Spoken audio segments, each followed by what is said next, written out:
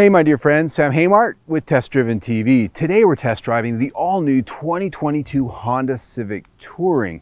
This has got a lot of changes, a lot of new technology, and a lot to talk about. So I'm going to show it to you inside and out. We're going to take it for a drive, and then I'm going to tell you what I really think.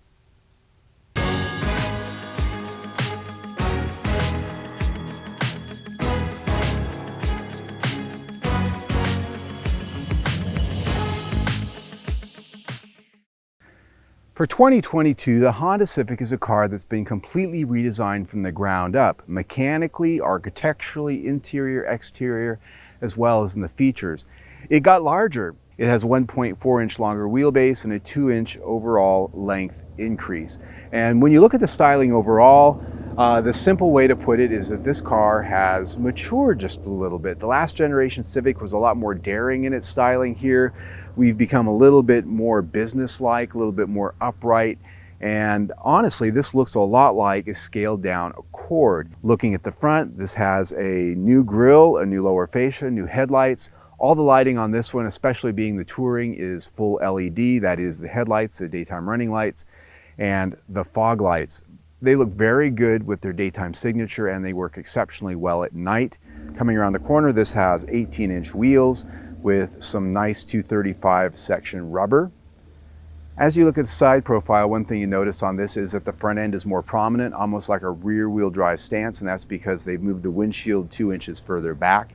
And getting to the rear 3/4 view, there we have, especially in that rear window, a look very similar to the Accord. I seem to be repeating myself on that. Accord, Accord, Accord. And I think that's definitely what Honda wants you to think, because the Accord's popular. It sells very well.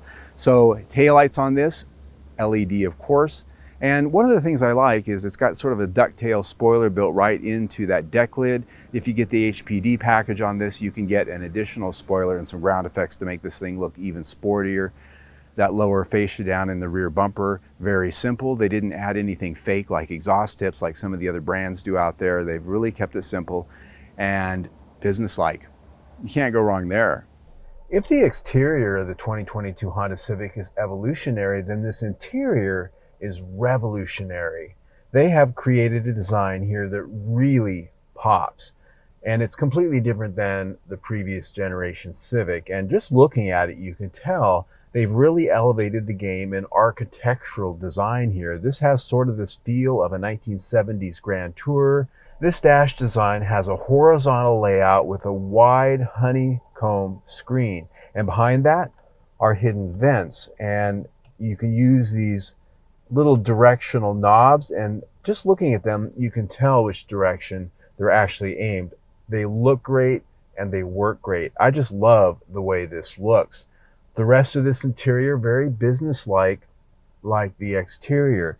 Now that this windshield is pushed back 2 inches, you've got a different view over the hood than before.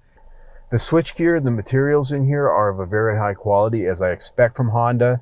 Here in the Touring, these are leather seats, both power operated for the passenger and the driver. They're heated, and like all Honda seats that I've ever sat in, they've got great support, side support. They're very comfortable. I could quite literally sit in these seats all day long on a road trip. Leather wrapped steering wheel. This has paddle shifters on it for the step shift CVT. And ahead of me is also something new. This is a 10.2-inch information display that is part of the top trim grade.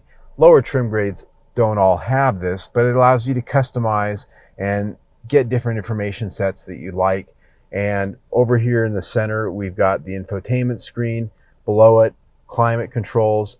And down in the center console, a nicely designed layout. This is a place for your phone. This has a wireless charger in it, 2 USB ports, a 12-volt port, and a very simply traditionally laid out console. A traditional gear shift lever, thank you Honda.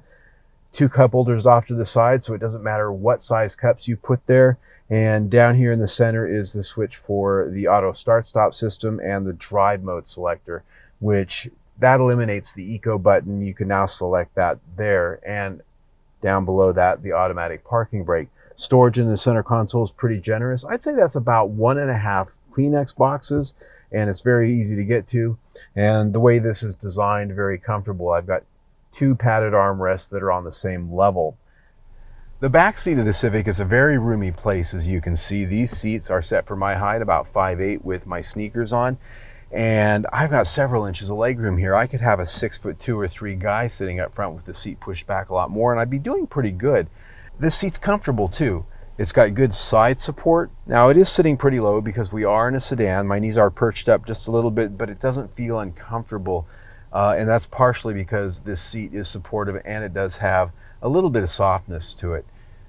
Ports on the back of this are 2 USB ports for charging. No air conditioner vents back here. I kind of wish there were, especially today. It's 105 degrees outside. And here we do have, of course, the amenity of the fold down armrest. Now, of course, you can fold this seat down and get some long things in through your trunk. It does have that level of versatility. I'm most impressed by the fact that for a sedan, this is a pretty comfortable spot. When it comes to rating this interior, I am blown away. Now, Hondas, I'll tell you, I've always been impressed by Honda interiors, their quality, their design. They just know how to do this, and it doesn't matter what price of car you compare, Honda has some of the best interiors in the business, period. So I'm very impressed not only with that, but I love this new design. This just speaks of a higher price car than what we've got here, especially down in the base grades. The material and trim, slightly different finishes, but you get the same level of quality and same level of artistic flair here. So this interior gets 5 out of 5 stars, period.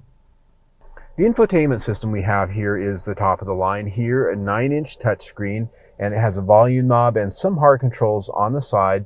Also a first for the Civic is the Bose audio system.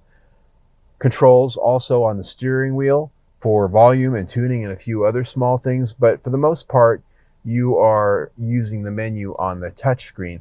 Good thing is they actually have simplified some of the menus, and the feature content here is pretty thick. We've got Android Auto, Apple CarPlay, they're both wireless for this year in the Touring model, and a lot of other features, HD radio, backup camera, of course.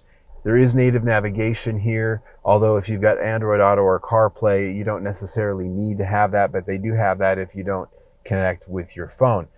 I love this system in the sense that it works better than it did. I love the fact there's a volume knob and there is a tuning control right below it, but I really would love to see a knob. It's a lot easier to use than pressing buttons. This system is impressive in a lot of ways. It's improved in a lot of ways, but it still has a little way to go. It gets 4 out of 5 stars. All right, my friends, now it's time to go for a drive. And the first question I always like to ask is, how does it go?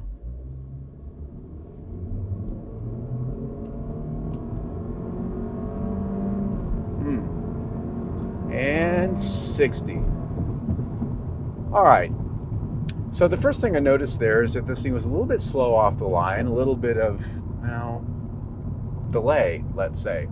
I hate to use that word when I'm talking about acceleration because that's not a positive attribute. This is the top of the line 1.5 liter turbocharged 4-cylinder engine. It's mated to a continuously variable transmission with a step shift algorithm, which is supposed to give us step shifting, but I didn't feel any there. And I do have this on sport mode, which is where you would expect to get that if it was going to offer it up.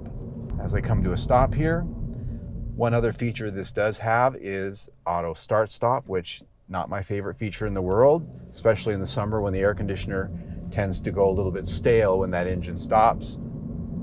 So with 180 horsepower and 177 pound-feet of torque, it sure doesn't feel like it when you really put your pedal to the metal. And these paddle shifters, you know, they're toys. They're really not meant to do anything other than make you think you're getting shifts, especially in a place where we don't have a transmission that's got real gears. This has got 2 pulleys and a single band. There are no gears to shift. It's just giving you sensations.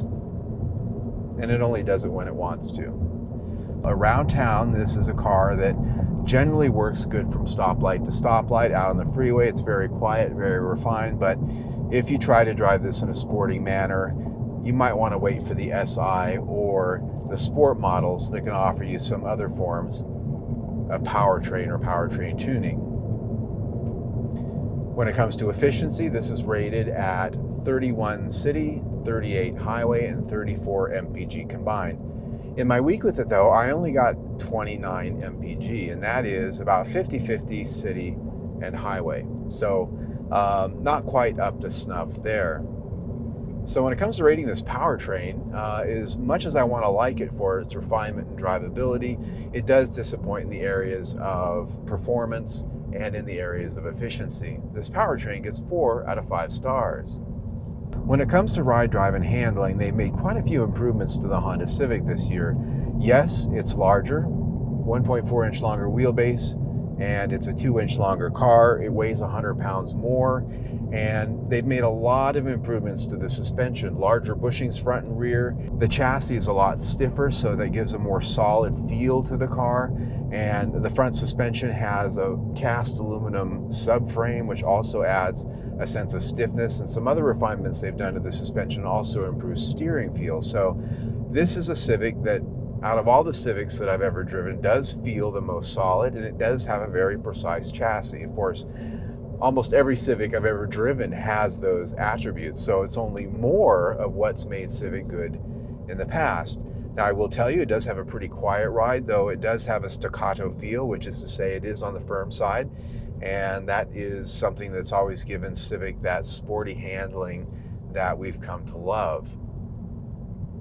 Front suspension is McPherson strut, rear suspension multi-link, so it has all of the things in spec that we tend to look for out there when we want good handling, and I think it delivers.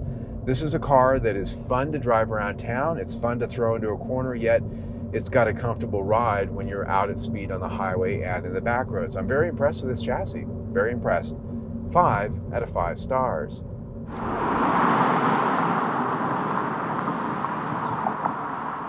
All right, my good friends, now we talk about value, because more than any other car, sedans are cars that people compare, and there's a lot of competition here, very good competition. Toyota Corolla, Hyundai Elantra, Nissan Sentra, and quite a few others actually. And so if you're looking at a midsize or a compact sedan, this is a car you're probably going to be wanting to see how it stacks up when it comes to price and what you get.